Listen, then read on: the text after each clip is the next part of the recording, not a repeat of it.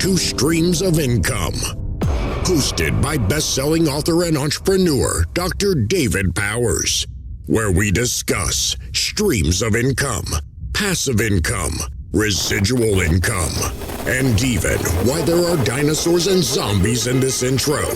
Fasten your seatbelts and get ready to dive in.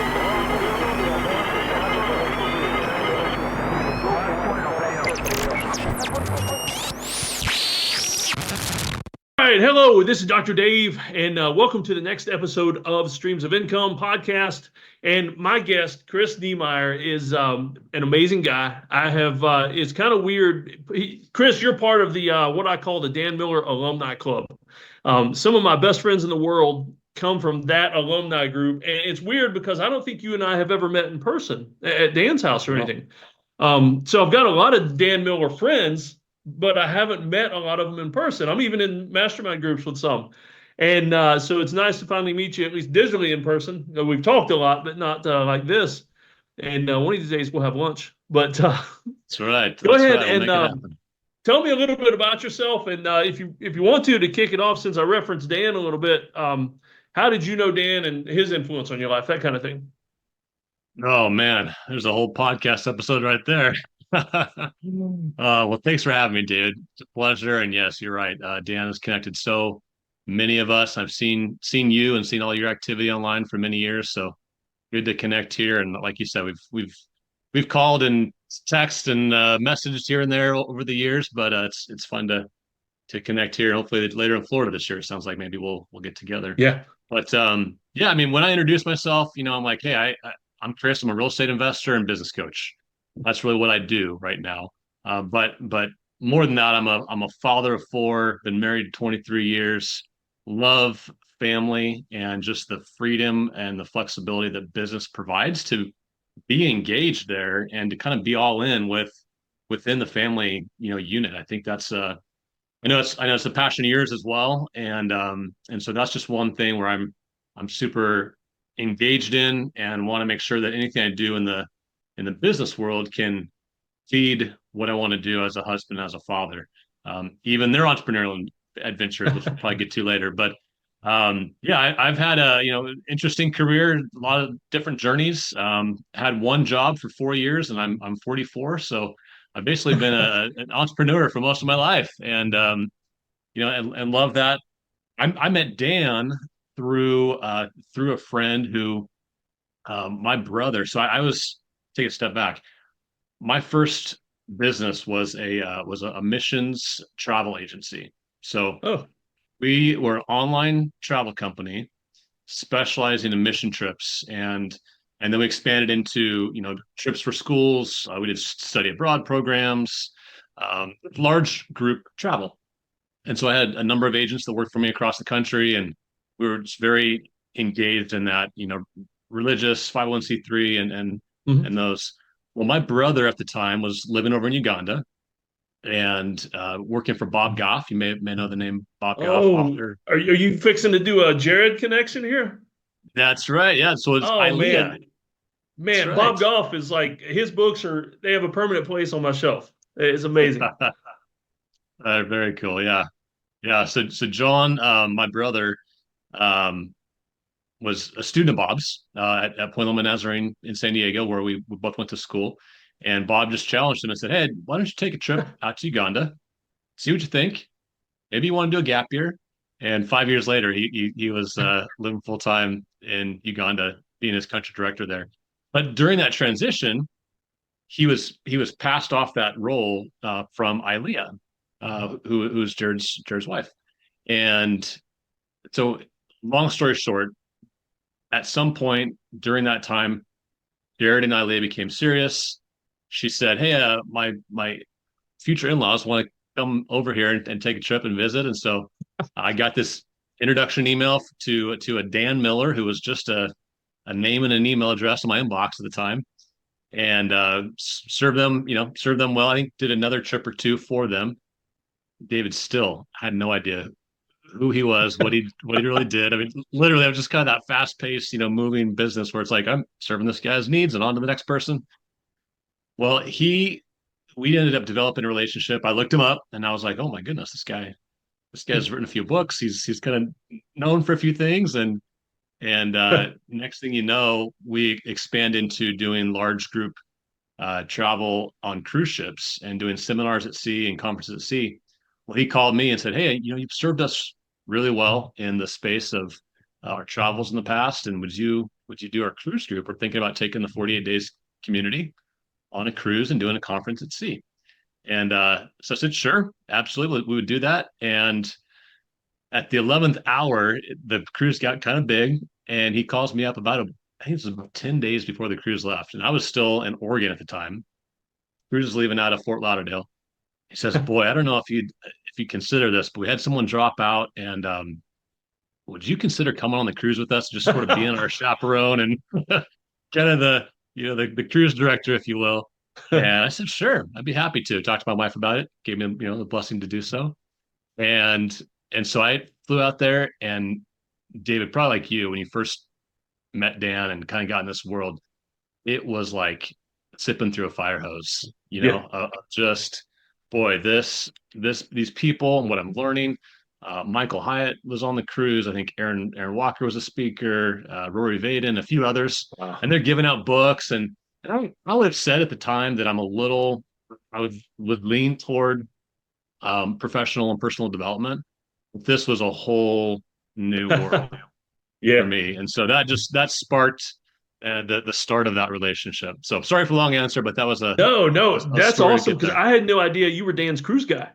I always wanted to go on one of those, and of course now, I mean, Dan's gone, and so that's not going to happen anymore. But man, so I would have finally gotten to meet you in person on a cruise. That's right. Well, that's a cool story again.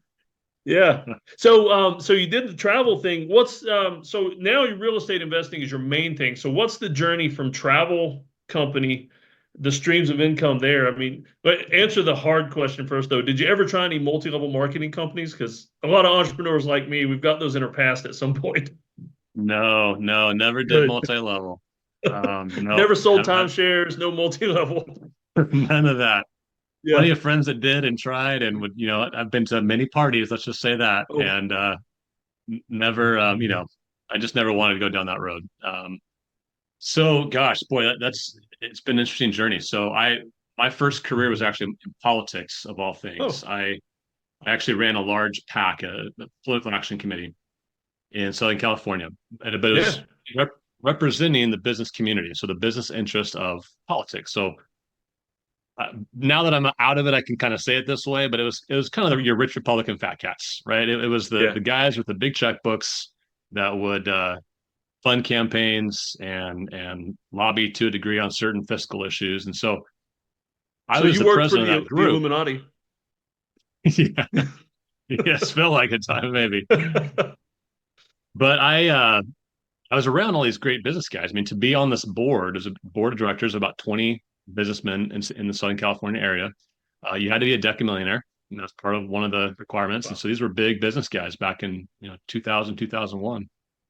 And as kind of their political hack, running the show and asking for big checks and connecting candidates and elected officials to these movers and shakers, I quickly realized after a few years, well, I'd rather be one of them than stay in the political world. Because I'm out and getting to hang out on their yachts and go play golf at their country clubs, and just interesting. But I was learning so much as a young 20-something, as a sponge around them, about business, about operating businesses, about ways to invest and alternative ways to invest that a lot of Americans aren't really known as much. And so as I made that transition, one of my mentors, who I'm still in touch with to this day, he said, you can make a good living in 3 different main verticals in this world. One is real estate. So go be be the top real estate broker, be a developer, own a construction company, whatever, but invest in that vertical. Secondly, would be in the markets, in the financial markets. So go run a hedge fund, go be the top financial analyst, go, top 10 financial advisor in the state, whatever, and make sure you're investing in that vertical. And then thirdly, and he said, I think this is where you are probably bent right now at your age, is to become an entrepreneur, own and operate a company. Yeah. And so find, kind of like Dan, right? We talked about passions. Find what you're maybe passionate about, at least what you're interested in, what you're good at. And so my wife and I had that literal kitchen table experience of like, all right, let's put some into a napkin here and say what are we interested in? What are we good at? What do we study? Where do we personally maybe spend a little more money than most people because we've got curiosity in this area. Yeah. And that's where travel came up. That's where we both been involved in missions. And so we ran with creating this concept of a mission travel agency, and learning about building a business online, which was, Yeah. this was 2006 at the time. So pre-social media. That's the Um, olden days when dinosaurs still roam the earth. that's right, man. That's right. I mean, we had, it was funny when we knew this is the direction we wanted to go, and I hadn't given my notice yet. It was like, all right, we got to save up, save some money, get a runway to make this transition. So our date nights would be, a very cheap meal at home, beans and rice or whatever, and then we'd run out to Barnes and Noble and we'd go, all right, I'm going to the internet marketing section, and you're going to, yeah. And we just sort of cobbled, stuff together. And so fast forward over those years, we grew. It was all about relationships, and then online business, visibility, and served clients well. Started hired employees, kind of built up a team and an organization. And in the back of my mind, that mentor was there who said, if you choose one of those three categories, make sure you're always reinvesting profits in the other two. Yeah. Build a solid, three-legged stool, if you will. And so we started buying rental properties, I think, in 2011. So we got fortunate on timing. 2011, 2012 was kind of the bottom. And so bought a couple every few years. And then really right around the time I met Dan, actually, was when I also got invited to participate in a program called Goldman Sachs 10,000 Small Business Initiative. And Wow. it's this kind of prestigious thing that it's a year-long program for an entrepreneurship degree, really, through Babson College up in Boston, where they share the same staff and faculty as Harvard and MIT, but Yeah. 100% of their staff owns and operates a business. So So that's not normal for business school. not at all. And that's why for 26 years running, they've got the number one entrepreneurship program in the country. Yeah. Wow. So that opened my eyes into scaling the business to a degree. That's when we started the cruise business as well, and hired more employees and all that. And then I got certified as a business coach because I'm like, man, I love what I'm doing. People are asking me, at church or elsewhere, like, hey, can I pick your brain about X, Y, and Z in terms of business and then in real estate? And so kind of made a business of that. And that was another new stream of income, was to do business coaching. And so that's just kind of evolved over the years until we get to COVID. And then maybe I'll pause there. And that's like kind of the cliffhanger of, Yeah. I had a travel company that was going great, and real estate and business coaching, and then boom, COVID hits. Oh man. Yeah. So as far as real estate goes, I mean, we follow each other on Facebook, and so I see a lot of the news you're talking about. Tell us a little bit about the variety of real estate. I mean, it's not just single family homes, long-term rentals. I mean, tell us a little bit about like maybe where you've got stuff, what kind of stuff. Yeah. It's been, there's so much within real estate, so many verticals you could go to within, to diversify, which is one thing I wanted to do. And so, we started with single families, and over on the West Coast when we were there in California, and also in Oregon when we lived in Oregon. Moved out here to Florida. I'm in the Tampa Bay, Clearwater area now in 2018, and utilized a great opportunity called a 1031 exchange within real estate, where essentially you take a property, or multiple properties, but you take a property, and let's say I sold that house for about $400,000. As long as I take all of that $400,000 and go buy at least $400,000 more, I don't get taxed on the profits. And so I went and I started reading about, out of state investing and the Midwest market, and just the cash flow that was there, and depressed areas, depressed pricing.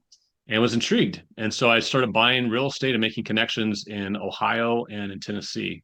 And so we started buying single families, duplexes, a quadplex.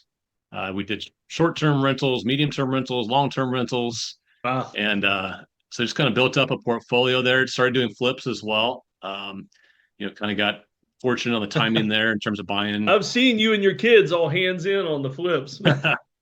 That's right. Yeah, man. I want to teach them how to, handle a hammer, and so that was kind of a cool thing too. And getting back to the family piece is that every other trip or so, I would take one of my kids on a trip with dad, and just say Yeah. we'd fly up to Ohio or Tennessee or wherever, and it was some great one-on-one time, and also just very practically saying, here's what dad does when I go on these Yeah. trips, and hey, bring a set of work clothes because we're gonna get dirty this time.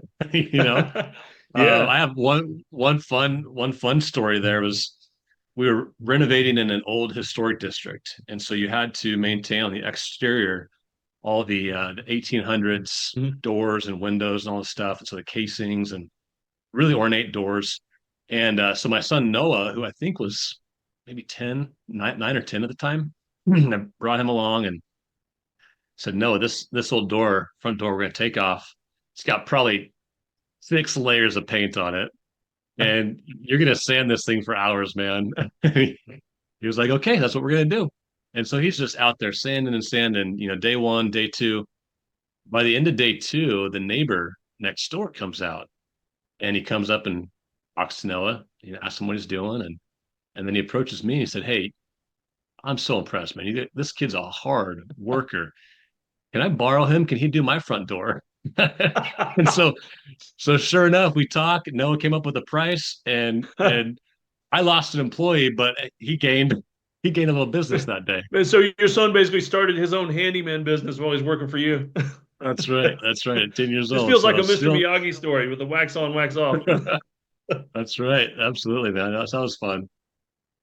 Man, that's pretty awesome. And I mean, we homeschool like you guys do. And when I got speaking gigs, I would always take the boys would take turns, and I would take the long way. I never flew, always drove, and we'd turn a 14-hour trip into 2 weeks and hit up all Uh, the museums and battlefields and everything. And you're right. I oh, mean, the one-on-one time, my kids will probably remember it more later, but I remember it. I mean, the memories with my kids doing crazy things, and it's so worth it.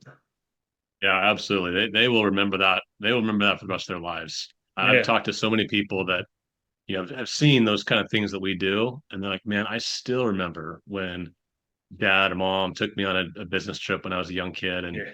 and just their eyes are open to a new experience. But to your point, it's really that one-on-one time that's precious. Oh yeah. Yeah, and seeing what dad does. I mean, so many kids, you ask them what their parents do for a living, and they're just like, I don't know. I'm in school all day, they're at work all day. I don't know what they do. And I would set my kids up at the back of the auditorium, and they would be my cameraman. That way I'd film my lectures, and they get to see dad doing his thing like as the expert. I mean, whether it's flipping a house, doing a speaking gig, whatever. I think it's amazing that kids actually see dad working and not just think that he's stuck in a cubicle all day, which to me, that would just be very sad. I'm with you. I agree, man. Yeah. That's So encouraging. that's real estate. And lately I've seen you posting about laundromats and car washes and stuff. Oh, and don't let me forget, I Yes. just saw you take a sip out of that cup. You got to tell me about the forge too. Oh yeah. Okay. Well, we'll do that too. So yeah. So Good I'm advertising on again the mug. diversifying. Diversifying in business, and again that mentor's advice is so key. If you can do it, whether you're in a job or you own a business, make sure that you take those profits and rotate them into other other areas. So real estate, in the finance world, and if you can, in the business world, operating businesses. I just heard it said recently, like you can become a millionaire within the real estate sector, but you'll become a decamillionaire operating companies. Oh, And so that was really a good aha moment. I've seen that to be true in my own life. Of yeah, you can kind of fast forward some stuff in terms of financial progress within the real estate sector. And there's a reason why 90% of millionaires own investment real estate. So that's a good causation, approach. But yeah, in terms of what I'm doing now, I think especially in some of the markets that I'm in and reading the data and looking at historic trends as well. Um, I don't see a lot of huge upside like I have the past couple of years on some of those properties. And so I do see opportunities to take some capital off the table and invest it into other opportunities. Right now, we've got, and the numbers kind of vary out there, but in the next 10 years, tens of millions of boomers are retiring. And the biggest segment of business owners are boomers. And Yeah. so they're retiring and they're looking at how can I sell a business? Can I sell my business? A lot of times, right now, they're not passing it on to a son or daughter, family. And so I'm looking at opportunities to buy into businesses and operating businesses where, as much as possible, keep myself off the org chart Mhm. and just be the investor. Yeah. That's a key in buy. That's a key in buying or selling any business. Keep yourself off the org chart as much as possible. Yeah. And so, yeah, anything I can do right now that also has real estate. So that's why I'm looking at self-storage facilities, car washes, and laundromats are kind of my top three. And Yeah. I've been pretty active in looking at and putting some offers in recently. That's pretty awesome. I mean, my dad, he's in his 70s and he's owned a construction business for like 40 years. And I grew up working in it. I still do a lot of the back end, like social media and stuff for him. And the thing Cool. is, though, that generation, the boomers, have his role there is the company. I mean, he can't Yeah. leave it because if he left it, who's going to be willing to work that much for that little pay other than the guy that started the company? And that generation, it's hard to step back for a lot of them. And basically, his company is unsellable because without him, it's not really a company. It's just trucks and tools. Yeah, yeah, and Yeah, you're that's right. pretty That's awesome. absolutely that's pretty standard right now. And especially a lot of those like home service type based businesses, Yeah, your constructions, your trades, subcontracting. A lot of times it is kind of not that it's a single operator, but he's really the one that's wearing all the hats. And yeah, you take that out, you really don't have much to buy. Um, and so I'm trying to find opportunities there where there's already good structure in place, there's good processes, good people, and it's truly just more of a fairly passive, as you know, there's not a whole lot of truly passive incomes out yeah. there, but there are opportunities to really be in that Robert Kiyosaki quadrant, right? To really aim to stay in that investor. Yeah. Yeah. Yeah. You, as soon as you mentioned owning a company to become a decamillionaire, I thought of his quadrant first thing. Like, what is it? Investor, employee, self-employed, and then business. Business. But Yeah. you're not the business. It's the business, and you just own it. Yeah. Because if you are the business, then you bought a job, right? And Yeah. so you want to try to stay at that as much as possible. So Oh yeah. yeah, Man, so we've covered a lot, and so I guess next segment, the cup you're holding up has the forge on it, and that's right. I sat in on one of your meetings that you guys invited me to, and it's pretty awesome. So go ahead and tell me about the forge and what's Yeah, going on thank there. you. Yeah, so again, I've been a certified business coach for a number of years, and a good friend of mine, Michael McGreevy, we've been running together. Met through Dan Miller many years ago. He's also an executive business coach, and we've just kind of had groups on the side over the years. And about 2 years ago, we decided, you know what?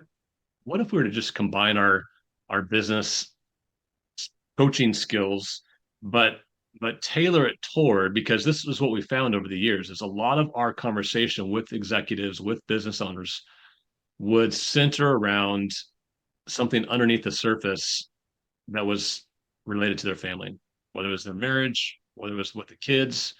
And so we just said, you know what, let's create this group, and we named it the Forge, that focuses on four areas. So self first, self leadership, just like we hear about in the airplane, right? Your typical thing: take care of yourself first, and then help others. So it's that in yourself, your marriage, your family, and your business. And so we just have gathered businessmen and executives that are wanting to engage in that area, to lean into all four of those pillars at once. Because here's what we've found: you've maybe seen this too in worlds you're in and mastermind groups or business groups. Some do it really well in business, or some you can join a marketing mastermind, or you can join a dads only group. But David, you and I know, I mean, we are created by our creator as these beautiful and complex creatures that are so integrated in all those roles. And so, yeah, you could be doing great in your little marketing group and great in this other group, but stuff is on fire over here. And so we wanted to create a safe space to talk about all those domains, because if you think about it, as a businessman, those are the hats you wear. You're a businessman, you're a husband, you're a daddy, right? And then you want to just lead yourself well in those areas to serve all those people, your clients, your marriage, your family. And so that's what we're about. We do one-on-one online coaching. We do high-end mastermind. We've got another mastermind group that's online as well. So we're loving seeing kind of what is happening within guys' lives. Yeah. There's a movie that just came out, The Forge, by the Kendrick brothers. Yeah, I took the family to see brothers. it last weekend. Have you seen it yet? Yeah. What did you think? Man. If somebody were to make a movie that was basically nothing but an advertisement for your Forge, it'd be that movie, because I mean, it was all about business and family and personal responsibility, and it was an amazing movie. I think it was the best movie from those guys yet, and they've had some good ones. Kendrick brothers are very good. Yeah, absolutely. Yeah. We're still trying to find ways to connect and potentially have some kind of a collaboration there, because it seems like it was a good movie that landed well with the tailored audience, and just trying to find, like, what's the takeaway, what's the next step, what can I do to get involved to mentor some other kid, or to just be like you, David, mentor your own kids, the role that we have in their lives. So it's a good movie. Those guys need you. I mean, when they did the Fireproof, they had the Love Dare book, and they had all those small groups and everything. And the Forge, there are so many dads that are going to see this movie and be like me, and you're like trying to choke back tears while you're watching the movie, and you're questioning everything you've done, and you want to do better. So what's the next step? So when they leave the theater, they should just go straight to you guys, and that's the next logical step. Well, put a plug in for us. You're up there in Georgia, right? Yeah. I mean, those guys, I've always wanted to just meet them and talk to them, but I mean, they're like high level now. But it would be an amazing matchup for you guys. So, all right, let's see. So, cryptocurrency, are you still doing stuff with that? Oh yeah. So been involved in crypto. That's right. We've talked a lot about crypto over the years too. So I got involved with crypto in the Wild West DeFi a couple years ago with some projects that went up and down, and some of them, a lot of them, most of them rugged and stuff like that. And so now I'm kind of like a hodl, just a hold on for dear life mode with some stuff. And I'm in a few little projects like yield farming. So tell me what you're into, because you've probably been in it longer than me because of some of your connections and stuff. Yeah, well, I first bought some Bitcoin and Ethereum back in 2016. So just got in, have always had 5 to 10% of my investable assets in quote unquote risky things, and so but I think there's a good risk reward symmetry there that you can pursue. So with that, I was also very conservative in terms of the money you put in, and I've learned this over the years. Whether you're looking at high flying stocks that could go up quick and down just as quick, is to take your money off the table as soon as you can. And so when I jumped in, I think I don't know, I put like $10,000 or so in, bought it, handful of Bitcoin, handful of, actually several dozen Ethereum at the time. As soon as they doubled, I took my money off the table, and I was like, all right, house money, let's just let this thing ride, but then over the years, and I still to this day, each week, I've dollar cost averaged for years. I just believe in the long-term concept, especially of Bitcoin, with the scarcity and if you look at that versus the dollar, right, in terms of inflation versus a fixed circulating supply, there's a reason why it's gone up over time as it has. Sure, there's going to be hype. Sure, there's going to be huge swings, and as there has been. But so I'm still a huge believer in Bitcoin, Ethereum long term. I've got probably another half dozen or so that I like as well. I've got some stable coins that are dollar cost average that I feel like Bitcoin. I always think Bitcoin's going to be the foundation of the whole thing, but there's like Ethereum and a few others that I dollar cost average just because they're going to be there operating the system, and they keep going up. I mean, for the most part. I mean, there's swings, but the swing is generally always up. Yeah. Do you ever do any swing trading too? No, I haven't gotten into that yet. I've been watching it a little bit, been curious.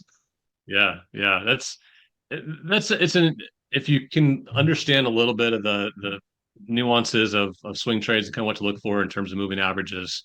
As you know, in the crypto space, can be so volatile that if you can find a couple that you like and just sort of watch for a few weeks, few months, kind of see where the trends are, where your support and resistance can be. Those can be fun to play around with, throw a few $1,000 or whatever and just kind of watch 5-10% here and there and Yeah. do it again, just rinse and repeat. Oh yeah, yeah. And I get a lot of people ask me about crypto because being in that world, you think everybody knows about it, but I'll tell people I'm doing this and that, and they're never even heard of it, don't know how to do it. And, I Mm. always tell them it's always don't invest more money than money that you don't have to play with, because Yeah. if you wake up tomorrow and it's still there, be happy. If it's Yep. not, Yep. it's crypto. That's right. That's Yep. right. Yeah. So Yeah. that's I fun. mean, that's why, and you probably saw this. I think we talked back in the day, but 20, so 2021, 2020, I got more engaged and continued buying more, was kind of a little more vocal too about it, Yep. especially Bitcoin. And then I started going to Bitcoin conferences, and a few of these. And there was one Bitcoin conference, I think it was May of 21. Um, I was just like, you know what? I'm going to just share a lot while I'm here. And just, Yeah. I was doing reels and lives and posting. And I'd say I had so many people reach out and be like, man, how do I get started? Like, what should I start first? What should I open? And back to Dan Miller, right? He was always like, hey, if more than two people are asking about something, you've got an opportunity, you've got a business, right? Yeah. So I documented a ton of stuff and had a lot of pictures. And I came home and that next week I created a quick course, investing in cryptocurrency 101, put the course out there, very low price, sold, hundreds of them. And just Yeah. mainly to those people in my network that I knew and that were following what I did. But that's just a great way to like, as you probably have similar conversations with people. Hey, tell me about this. How do I get started? Where do I yield farm? Which account should I open? And Yeah. what to look for. Oh yeah, yeah, and it's fun. It's a fun world. I mean, just people are afraid of it, and I think that's one of the things that makes me enjoy it even more. Is just the Yeah. uniqueness of I'm making money doing nothing for the most part. Sometimes, I mean, when Bitcoin's hitting 70,000, and I look at my account and it's doubled, I mean that's a good feeling. That's right. That's Yep. right. How about you? So What are some fun new income streams you're working on? me, I am cryptocurrency related. A friend of mine, me and him are making NFTs, but they're utility NFTs. Like you Okay. remember how NFTs they just kind of exploded, and some people caught the idea, and it's like, okay, it's digital art, it's worth something. Everybody else is like, oh, I could just copy it. And then Gary Vaynerchuk got involved, and but we're making utility NFTs, and so we're selling those, and then we're using that money to invest in yield farms. And so Mm. it's the NFTs actually got value, and you get paid passively every month. I mean, I'm not managing. I've partnered with a company that's managing the funds, and Yeah. so I'm doing the art for it though. I'm doing delving into AI art, and so now Okay. as people come to him to create programs for their groups, they're paying me to do the AI art for the NFTs, and so it's a fun income stream that was totally just a hobby thing. Yeah. Yeah. Oh, that's great. Yeah. Harnessing your artistic passion too there. Yeah. Yeah. And of course, I mean, the whole podcasting thing, this is all new to me. Ryan Rieger, another mutual friend from the Dan Miller Alumni Club, That's right. this used to be his podcast and his brand. And so he moved on to Unleashed and handed me all the streams of income stuff. And so I'm taking this over and this will be probably within my first 20 podcasts ever that I've done. Okay. All right. Very Yep. cool. And Ryan told me I you think were on a very early episode of the original Streams of Income podcast. I was gonna say, yeah. So I've been on, yeah, very, very early on. Yeah. Yeah. So it's neat In how that just fact, keeps rolling full around. Like, circle, yeah. full circle there. Funny is Yep. I met Ryan 20, I think it was 2017 or 16 or 17 in San Diego. Yeah. We were at the Social Media Marketing World Okay. conference. And in fact, it's just funny how these names keep up appearing right on this podcast. But so I was there with Dan Miller, Michael McGreevy and I jumped in the car to go visit Bob Goff at his office, and I'm we're like, really hey, jealous, Ryan, man. we just met. Yeah, just met Ryan. Like, you should come along. He's like, who's Bob Goff? I remember getting Ryan's address and mailing him a copy of Bob Goff's Love Does book later that week. And Ryan's a great guy. Absolutely. Yeah. So me and him are we're partners on some other businesses as well, like the passive income engines, that kind of thing. And so yeah, he's been great. And I got to know him through Kent Julian, who's also a mutual friend. That's Yeah. right. So it's amazing how this keeps going round and round. That's Yeah. true. So tell you what, tell me about your kids, and from the entrepreneur standpoint. I know I mean, your kids are not ones that are going to be lazy and sitting around the house playing video games all day, unless they're making income doing that. I can see them doing No. that, but what are your Yeah. kids into for businesses and stuff? Yeah, well, so we don't have any video games. None of them have a phone. We don't have devices, all those things. So we're old fashioned, Laura Ingalls Wilder like that. It's the But way to go. it is, I think, in this day and age, man. I think more and more I talk to parents are like, how did you do that? I wish I could take it back. But yeah, we've got, so I got two boys, a 15 and a 13-year-old, and then two girls that are almost 12 this month, and then 8 years old. The boys have done different, odd job kind of things. So they create a little business with flyer and send it around the neighborhood of doing pressure washing and raking leaves. We've got these, massive 150-year-old oak trees in our neighborhood Yeah. all over the place. So there's it feels like never ending business opportunities there in the fall. So the money But is yeah, so falling from the trees. that's right. That's right. Yeah. So in fact, Jesse just this past week was out doing someone's pressure washing job and wants to get more into that. He took a little break because he's played soccer, stopped playing, went into roughing because he was like, you know what? I know the Yeah. game. I can get paid to do this. So he roughed a little bit. And then our other kids got pretty busy with traveling quite a bit for soccer. So we had a mutual friend who has a coffee shop bakery here in town. So he worked there for a little bit and is doing that plus a little bit of entrepreneurial stuff on the side. And then Noah, who is our 13-year-old, lives, breathes, eats soccer every day, all day. Okay. Is he the one that And has the podcast? so he has a podcast. That's right. Yep. And so years ago, I guess when he was 11, he started a podcast interviewing soccer players, professional Yeah. soccer players, and ex-soccer players and coaches, just about their journey, and trying to learn from them. And we really took it actually as the whole idea was started as a homeschool opportunity, as a project of saying, okay, this kid still to this day really does not love writing, but Yeah. he is an oral communicator. He's an oral processor. And so he said, you know what, let's take that and then take the passion that he has of soccer and create that as his communications, his language, right, if you will. And so he just started reaching out to people. We had a couple of friends that were able to help him out, early on, and so he just interviews pro soccer players. And what's cool is, and you know this with mutual friends we have, is how your net worth is connected to your network, right? Yeah. And think of that from 11, 12, now 13-year-old boy who has all these connections now from Major League Soccer clubs across the United States now, and USL and MLS, guys that are playing or that have played and now are coaching at different levels. Yeah. Who knows? Who knows what kind of things could happen as a result of those type of relationships. And so we're trying to fan that flame, but hold it loosely too with everything else going on.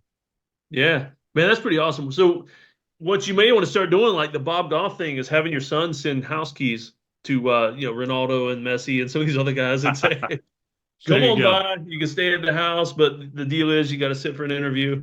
Yeah, that would be great. That's awesome. He's working on hopefully hoping to get his first like Premier League soccer player, which would be a huge. Oh man, you guys are in a good area too. I mean, you never know who might be coming through that area for other pro sports or coming to see the Buccaneers play or something. Or the Buccaneers, are they still in Tampa Bay? They are. Oh yeah. They didn't leave when Tom Brady left. They're still here. Yeah. Yep. All right. So coming to the end here, I don't want to keep you all day because I know you're a busy guy doing a million things.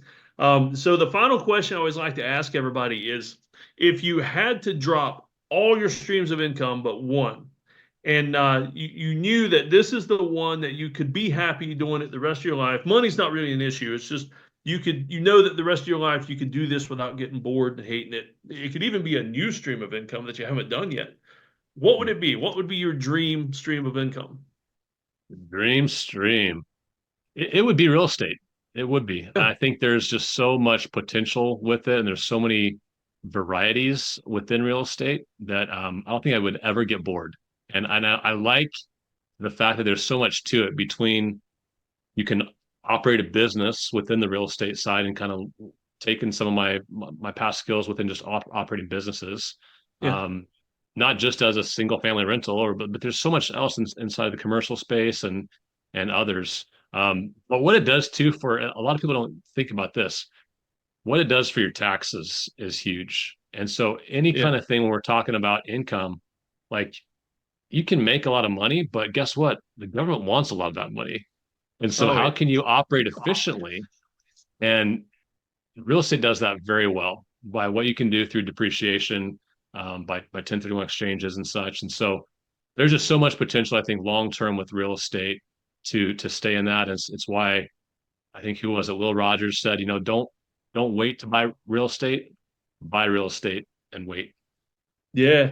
Yeah. And I always try to convince people. They ask me to list all my streams sometimes. And to me, tax deductions are a passive income stream because it's not so much something you have to do. It's what you do along the way. And all of a sudden you get all these deductions and credits. And it's just, I consider it a stream because it's an amazing way to save money and to keep more in your pocket. Yeah. And the more we keep in our pocket, the more we give to church, the more we give to people and serve others with. I mean, it's an amazing thing. Well, very Chris, good, thanks for being with us. And so what would you say is the main gateway if people want to experience all things Chris Niemeyer, see what you're doing, maybe find that cryptocurrency course, anything? What's the best way to get in touch with you? Yeah, it's just my name is my website. So Chris Niemeyer, CHRIS, Niemeyer's NIEMEYER.com. You can find me the same way on Instagram and LinkedIn as well. But I've got ways to connect, and I do have some freebies and some downloads and things like that. You can connect with me there. All right, so everybody check him out there. And one thing I forgot to mention, the last thing is before we started recording, you and I actually talked about a real estate crypto convergence in a way with some of the title searches and stuff. So I'm just going to leave that as a teaser. If people want to know more about that, y'all need to get in touch with Chris, and I'll put his link in the show notes and everything. And Chris, I want to thank you for joining us, man. And I'll also commend you on that awesome quote behind you, the Teddy Roosevelt "Man in the Arena" poster. That's pretty cool. I love it. David, thank you, man. Appreciate the time being here. Great conversation. Yeah, thanks. Hey, guess what? The podcast is over, but I wanted to tell you about something real quick. I just published another book. My latest one is called Please Don't Take Me to the Train Station. It's a completely unofficial and unauthorized guide to doing business the Yellowstone way. So if you're a fan of Yellowstone, if you're a fan of, cowboy stuff, you need this book. Basically, I break it down and I take stories from the show and things like that. And every section is about a different business principle. Like right here, I just opened it to understanding valuation. In other words, what your company's worth, what your business is worth. The other page here is diversifying your investments. And I use examples from all the different shows, 1923, 1883, and of course the flagship show, Yellowstone, to give you all kinds of business principles and lots of things you can do, other than just burying your competition, literally, if you've seen the show. I'm going to teach you real business principles based on lessons from the show. So get a copy. I'll put a link in the show notes for you. I think you'll enjoy it. If you're a fan of the show or Cowboys or anything like that, I think you'll like it. All right. Y'all take care. This is Dave signing out.